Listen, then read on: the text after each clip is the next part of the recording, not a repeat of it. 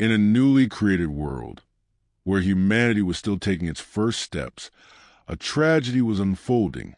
Two brothers of the same flesh but with profoundly different hearts were about to live through what would become the first murder in history. But what could have driven Cain to commit such an act against his own brother? Why did God accept one offering and reject the other? And what does this reveal about human nature? Get ready for a story of envy, anger, and a fatal choice. This is a story of Cain and Abel, and how sin first entered the heart of humanity.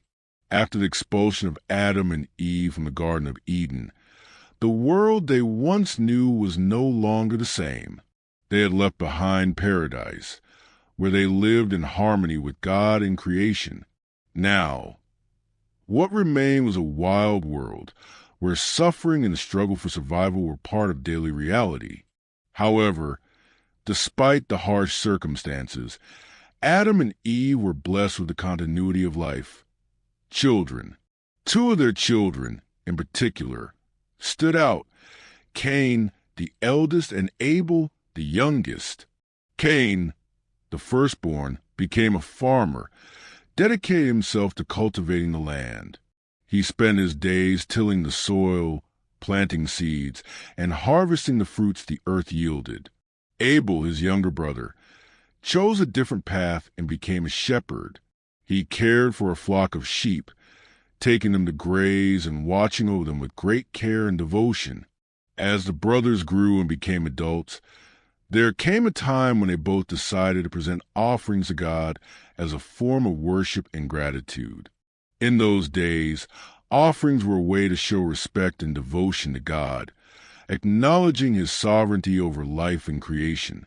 Abel, with a sincere heart, chose the best of his sheep, the strongest and unblemished, and sacrificed it as an offering to God. He placed his finest sheep on the altar as a symbol of his true devotion. Abel's offering was of great value, as he gave his best, demonstrating that, to him, God was deserving of the finest. Cain, on the other hand, offered God what he had cultivated from his land. He did not choose the best fruits, but gave what was at hand, without the same devotion as his brother. Cain's offering was not bad, but it was not the best he could have given. It did not reflect the same love or respect for God that Abel's offering did. God, who knows the hearts of all, looked at the offerings of both brothers.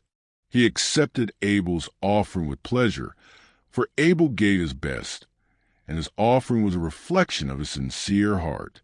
However, God rejected Cain's offering because, although he gave something, his heart was not aligned with true worship. He offered what was left over, not the best he could have given.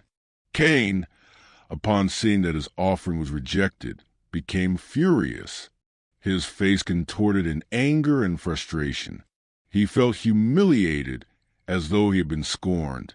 His pride was wounded, and instead of reflecting on his mistake and seeking correction, he allowed himself to be consumed by envy and resentment. He failed to understand that God did not reject him as a person, but rather his offering, which was not the best. God, perceiving what was happening in Cain's heart, spoke to him. "Why are you so angry, and why is your face downcast? If you do what is right, you will be accepted. But if you do not do what is right, sin is crouching at your door. It desires to have you, but you must rule over it." With his infinite mercy, God was warning Cain, giving him a chance to change his ways, repent, and make amends with him. However, Cain refused to listen. Instead of accepting correction, he gave in to the hatred growing within his chest. Resentment consumed him. He invited his brother Abel to go out into the field with him, as if it were just a peaceful walk. But deep down, Cain had already made his decision. When the two brothers reached the field, far from any witnesses, Cain, overcome with rage, rose up against Abel. Perhaps in a moment of desperation or emotional blindness, he attacked his brother. What followed was a brutal act of violence. Cain killed Abel. The first murder in history, an act fueled by jealousy and anger. The sin that had once been at the door now fully dominated Cain.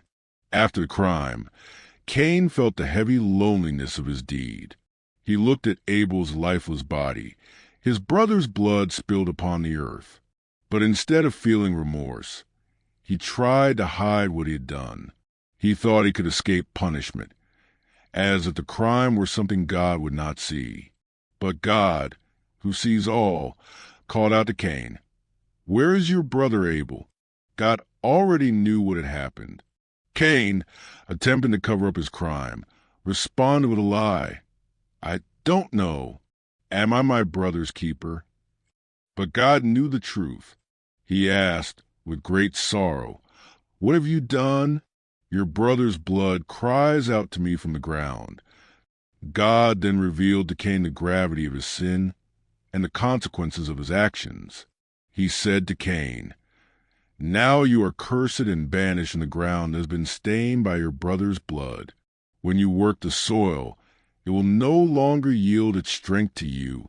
You will be a restless wanderer on the earth." Cain was condemned to live a life of wandering, without peace, far from the land he had loved and labored upon. However, God, in his mercy, placed a mark on Cain so that no one would kill him.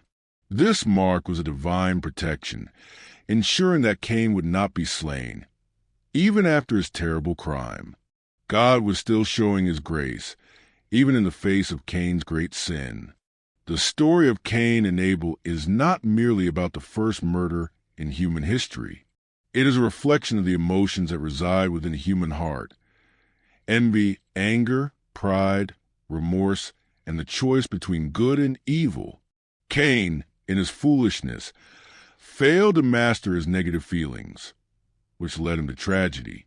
The rejection of his offering was not a punishment from God, but an invitation to change, to reflect, and to repent.